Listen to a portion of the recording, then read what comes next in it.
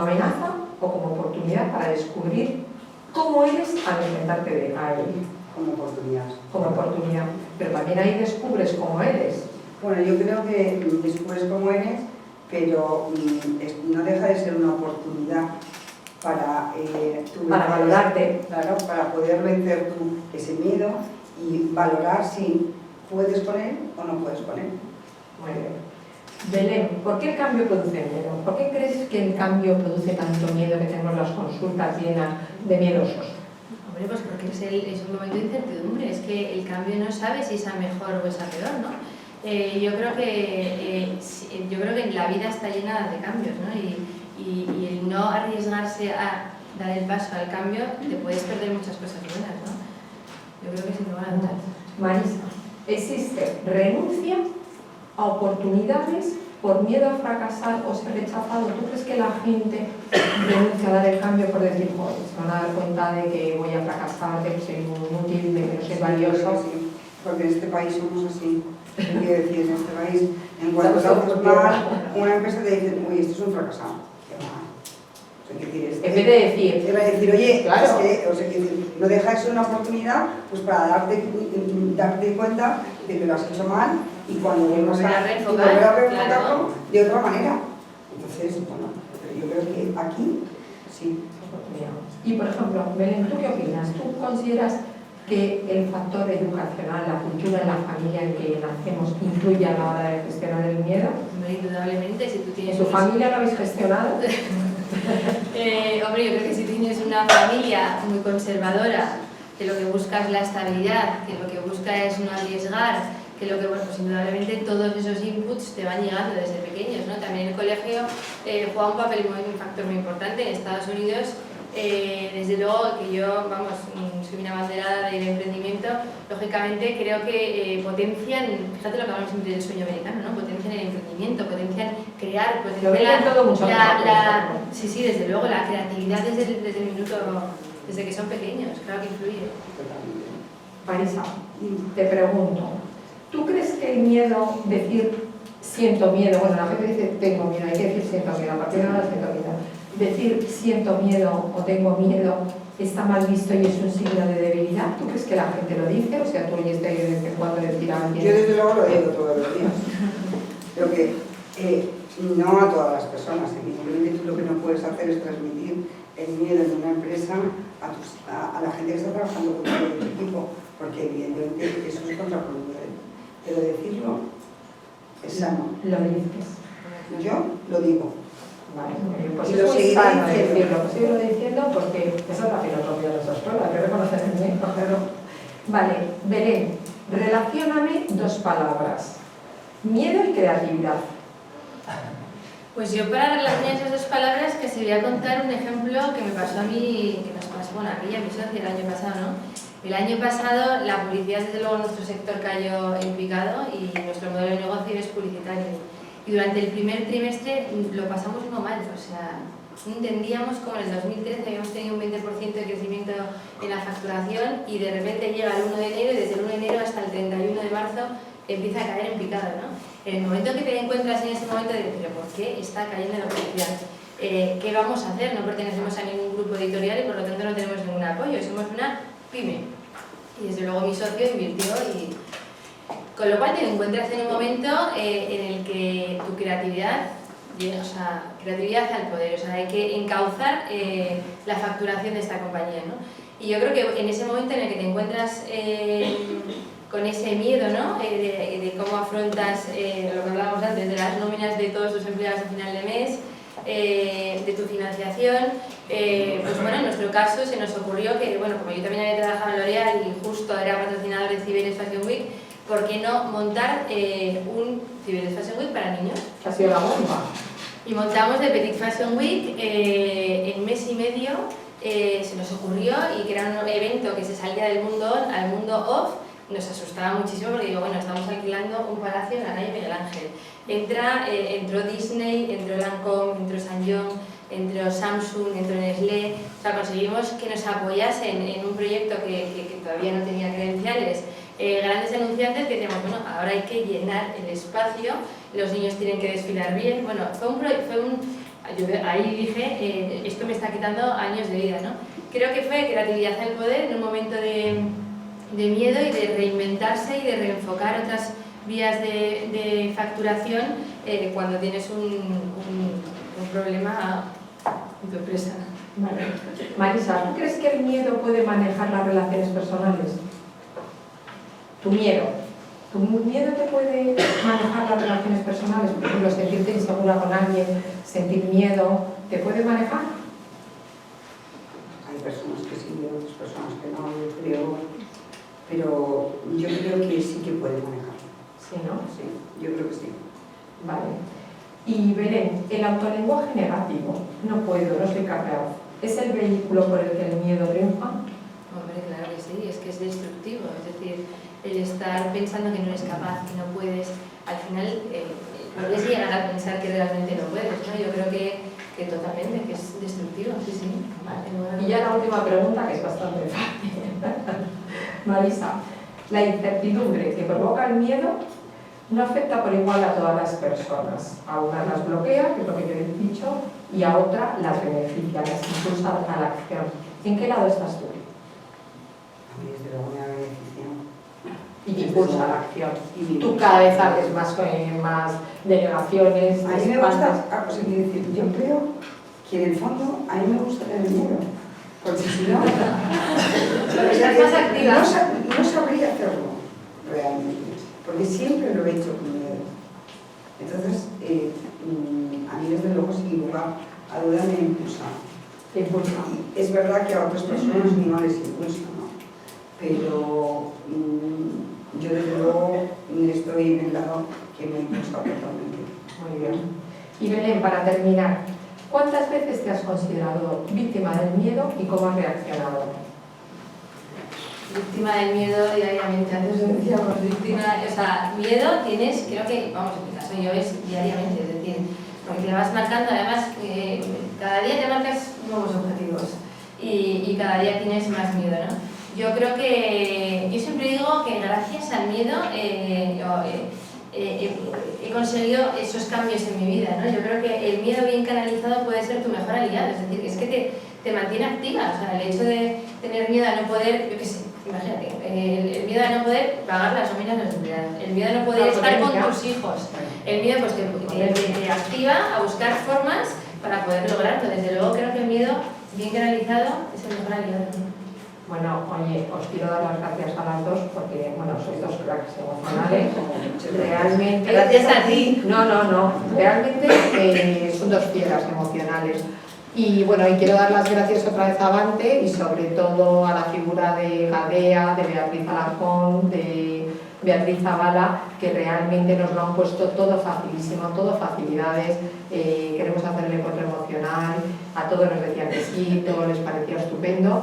Y nada, y Avante, vuelvo a reiterar el agradecimiento por este escenario tan acogedor y a todos los aquí presentes, porque realmente nos habéis hecho sentir fenomenal. O sea, tenemos un aforo de la sala, vemos a todo el mundo como muy interesado. Yo no sé si luego estaréis pensando en estas tres tiradas y estas pero bueno, que yo creo que muchísimas gracias a todos.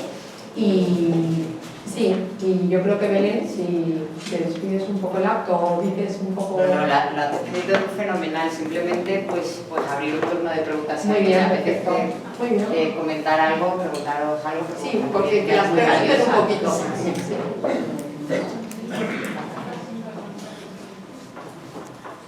No tengáis miedo. No tengáis miedo, porque estamos en una gran familia. No sentir miedo.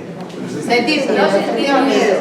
Es que la gente dice tengo miedo, lo equivocan, es sentir miedo, lo sientes en tu cuerpo y te bloquea. Ya lo correcto. Bueno, pues algo has aprendido hoy. Bien. Bueno, ¿me oís? Sí. Me llamo José Luis. Oye, agradeceros, ha sido extraordinario. Muchas gracias, José Luis. Y desde el punto de vista, yo creo que habéis estado desde el punto de vista emocional. Completamente emocional, ha sido genial. Yo soy ingeniero y entonces tengo la de formación técnica. ¿Cómo relacionáis a las dos señoras empresarias de ahí? ¿Cómo relacionáis la gestión del miedo con la gestión de riesgos? Oye, muy buena pregunta porque las vas a hacer pensar. La gestión del miedo y la gestión del riesgo, ¿no? Claro, yo creo que una va a continuación de la otra. Es que yo creo que van muy unidas, ¿eh? Yo hoy ponía un ejemplo y ¿qué pasa? Perdona, un segundo.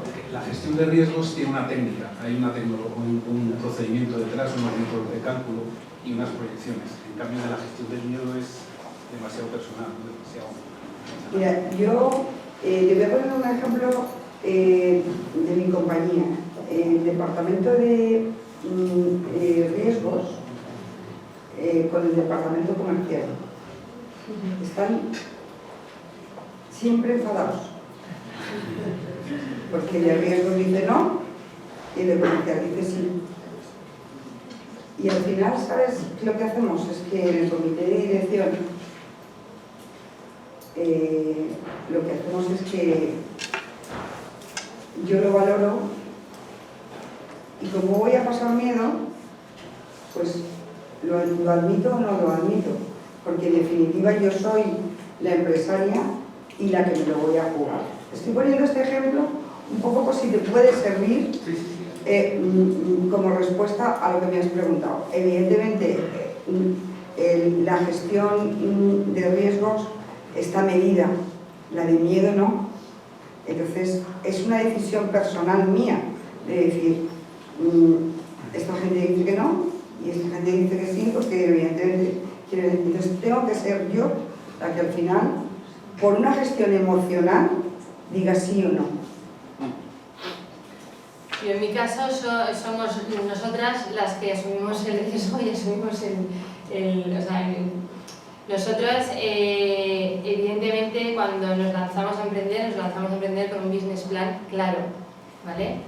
Evidentemente te da miedo, porque no sabes lo que te vas a encontrar si... A ver, al final hay una frase que creo que en este mundillo todo el mundo conoce, que es el papel lo aguanta todo. Realmente cuando estás haciendo un business plan y estás mirando exactamente por dónde va a entrar la facturación, si este modelo va a funcionar, si este modelo no va a funcionar, si te van a apoyar tus inversores en el momento que lo vas a necesitar o no, todo eso conlleva muchísimo miedo, ¿no? Porque no sabes el futuro, ¿no? Pero creo que debes de arriesgar. Yo creo que también ese sexto sentido en el mundo empresarial tienes que tenerlo, ¿no? Yo creo que tienes que tener la garra y la valentía de poder tirar para adelante o por lo menos intentarlo, ¿no? Pero evidentemente todo bajo un business plan, que yo mi hoja Excel es mi día a día. Gracias, José Luis. Hola, ¿me oís? Enhorabuena a Elsa y a los ponentes, de verdad creo que me ha encantado todo el... Me llamo Fran y yo os quería preguntar, yo también soy empresario de alguna manera, os quería preguntar en esta cuestión del miedo, el riesgo y tal, ¿qué valor o qué posición o qué importancia dais al factor intuición, sexto sentido? Totalmente, ¿no? Yo totalmente. Bueno, yo creo que la intuición es importante, pero claro, Te puedes equivocar. la intuición la tienes que tener medida también y soportada. O sea, quiero decir, porque la intuición es... si yo tengo un cliente que tiene una trayectoria durante 2 años que ha sido inmejorable y ahora, por circunstancias, pues porque la crisis, eso es una intuición, pero también tienes un histórico, evidentemente, pero desde luego la intuición juega un papel para mí importantísimo.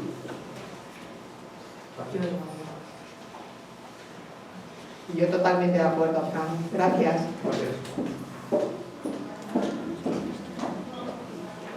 Hola, yo soy María Ángeles, también os doy enhorabuena por el comentario y soy empresaria.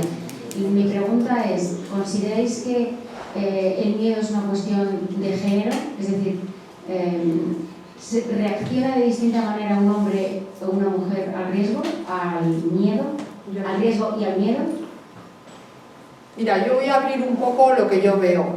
Yo fíjate que no creo que sea una cuestión de género. Tenemos fama de que las mujeres somos más miedosas.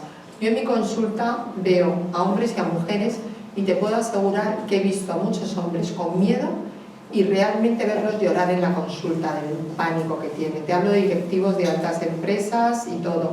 Yo creo que no es una cuestión de género. Lo que pasa que sí que se gestiona de una forma diferente, porque tiene que ver con nuestra educación. Por ejemplo, a las mujeres nos está permitido sentir miedo, pero para los hombres, por la forma de educación que les han dado de pequeños, sobre todo la generación de los años 60, 70, parece que el tener miedo es un signo de debilidad. Y de verdad que es que eso hay que cambiarlo. El miedo, vamos a ver, ¿por qué porque uno sea hombre o mujer va a tener un miedo diferente? Cuando tú tienes que invertir y jugarte ahí un montón de dinero, tienes igual el mismo miedo hombre o mujer. Entonces yo creo que el miedo no distingue géneros.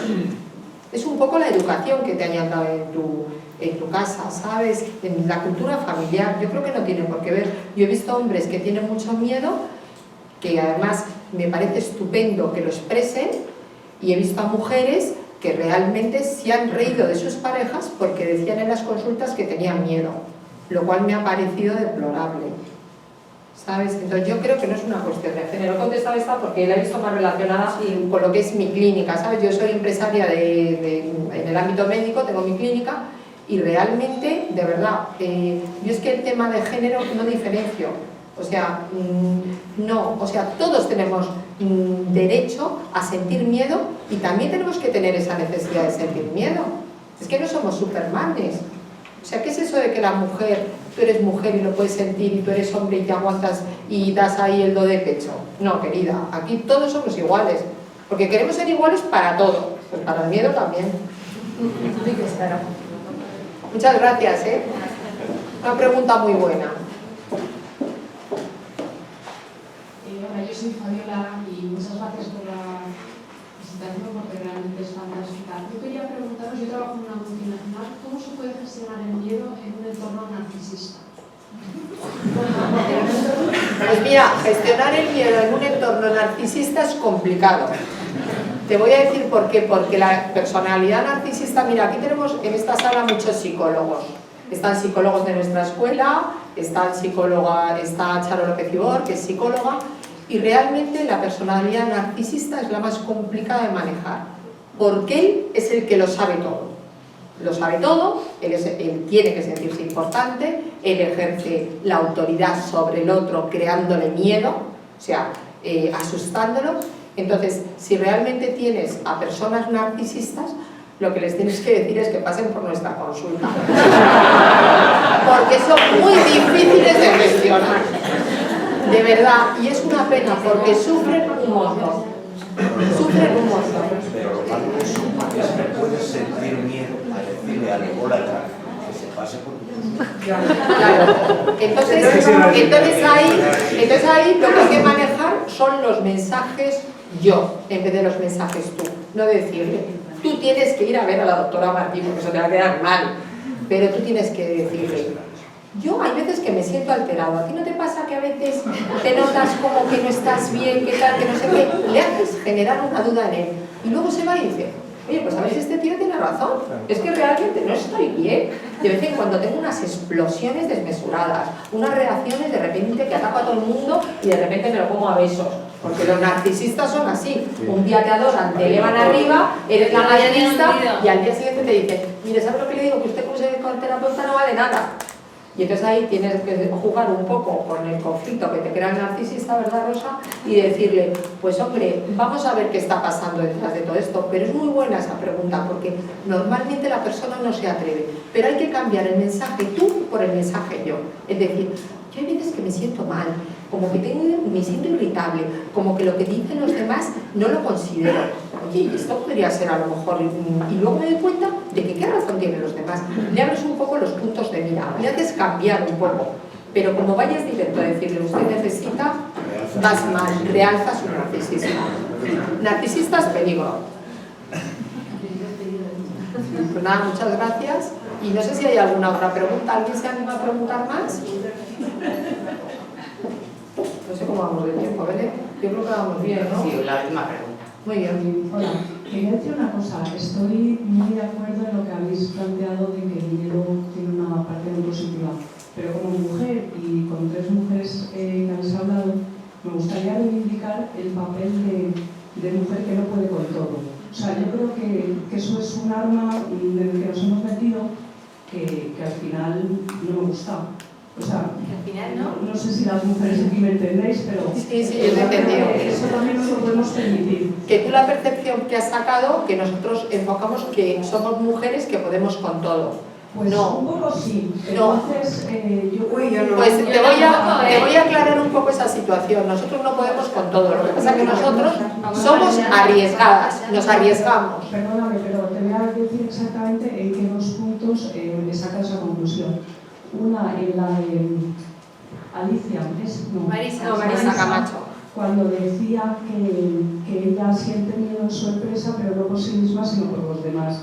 Entonces yo creo que ahí pues está... Sin lugar a duda, pero ese es el exceso de responsabilidad que tienes, que se llama miedo. O sea, quiere decir, yo tengo miedo a tropezar y volver a empezar, porque eso no me da miedo, lo he hecho muchas veces, pero sí que tengo miedo, ahora que tengo una empresa consolidada, a tener que prescindir o hacer un ERE.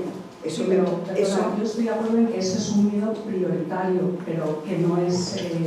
o sea, que yo creo que tú al final el mensaje era muy de todopoderosa, entonces... No, todopoderosa no, al contrario, te explico, mira, todopoderosa no. Si tuvieras lo pequeñita que yo me siento todos los días, y además unido a la soledad del empresario, que eso es otra charla. Otra charla, sí, eso es muy interesante. Entonces, de verdad, que de poderosa nada. O sea, quiero decir, porque te puedo contar que a mí la vida me ha hecho ser dura. Me quedé sin padres cuando tenía 4 años. Se mataron los dos en un accidente de coche. Y todo lo que he tenido, lo que he hecho en la vida, me ha costado, no te lo puedes imaginar. Entonces, bueno, pues la vida posiblemente me haya hecho dura conmigo misma, pero luego tengo con los demás, pues tengo un exceso de responsabilidad que me hace tener miedo. Conmigo no, de verdad no tengo miedo, y no es de todopoderosa, te puedo asegurar es que no tengo miedo. O sea, a mí me da lo mismo tenerme que ir a otro sitio y empezar otra empresa, no tengo miedo. Empezar yo y otra persona, mi coche y otra persona, no tengo ningún problema. Eso no tengo miedo de verdad, pero porque la vida me ha puesto muchas trabas en todos los sentidos, de verdad muchas trabas. Entonces, bueno, pues posiblemente me haya hecho dura. ¿Que eso es bueno? Bueno, pues no lo sé. Para mí sí, porque lo que me ha hecho es mejorar y crecer. Pero te prometo que si he transmitido eso, discúlpame, porque es que no te puedes imaginar que de todopoderoso nada. No, pero perdóname que a lo mejor me he explicado mal, que siento haber sacado esa parte emocional. No, pero es que está muy bien que lo digas, porque a lo mejor... No, pero si tu pregunta es muy buena. Es que tu pregunta es buenísima, porque es que a lo mejor no lo he transmitido yo bien. Pero, ¿sabes? Que yo reivindico el ser débil. O sea, el poder ser débil en un momento dado. O sea, es lo que estoy reivindicando aquí. Y luego, pero tú sabes todas las veces que yo lloro. Y luego, perdóname. Pero me inflo. Porque lo que pasa que, claro, estoy acostumbrada a no poderlo decir. Perdóname, y luego en la parte de Charada yo no conozco la página web, o bueno, yo no conozco tu... Pero, o sea, el principio de cuando sabéis que has presentado es las madres que podemos con todo. Entonces, por eso era mi aclaración. Las madres que podemos con todo. Cuando yo he presentado, sí, la madre 2.0, no, yo he hecho referencia a un tipo de madre que son las que se relacionan con esta página, que buscan esta página, porque hay madres que al estar en casa tienen más disponibilidad de irse y ver cosas, pero las madres que están trabajando, cuidando al niño, recogiendo, tienen toda la vida muy complicada, entonces recurren mucho a internet. Entonces yo hacía referencia a las madres 2.0 porque Belén así las llama. Me parece muy interesante lo que tú has preguntado, pero no es un sí. Yo considero que las mujeres somos las que nos ponemos el cartel de débiles. Yo creo que no hay mujer débil. Pero vosotros como mujeres ahora lo estáis poniendo, entonces... No, que yo no soy débil, que yo soy...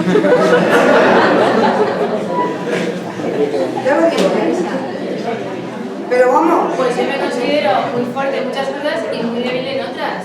Y lo que dice Marisa antes, anda que no he llorado yo, que está aquí por aquí mi marido, lo que he llorado yo de la tensión y de los nervios, porque bueno, también Marisa tiene sus hijos, yo tengo Mira, 3 te hijos. voy a contar solamente, perdóname, una cosa de mis hijas. Mira, yo me separé cuando mis hijas tenían 6 y 4 años, producto de mi empresa. Me llevo fantásticamente bien con mi exmarido.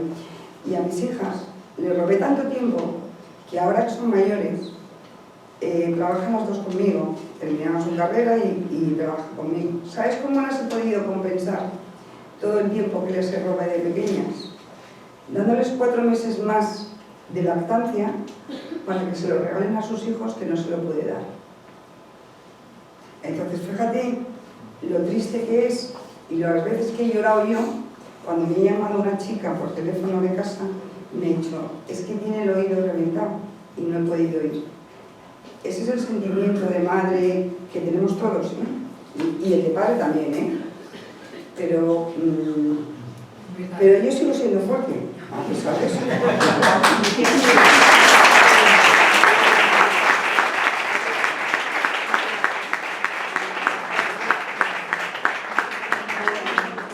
Lo habéis hecho fenomenal. Gracias.